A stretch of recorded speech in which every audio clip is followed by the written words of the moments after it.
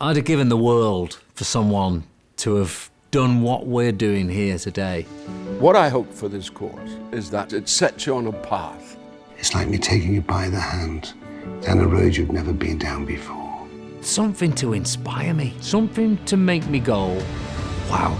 There are certain tips, tricks and techniques that have helped me with my own writing, and I'm going to pass them on to you. How do I create the arc of the story? How do I create the plot? What are the twists that are going to happen? What's going to work where? What point will lead into the next point? I'm here to talk to you about happiness.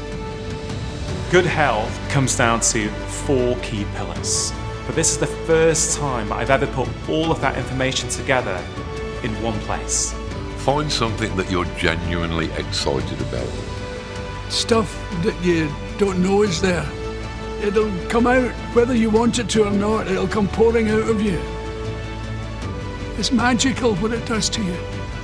I'm Brian Cox. I'm Julia Donaldson. I'm Mo Gaudet. I'm Jojo Moyes. I'm Stephen Barlett. I'm Paula Scher. I am Alan Moore. And this is BBC Maestro.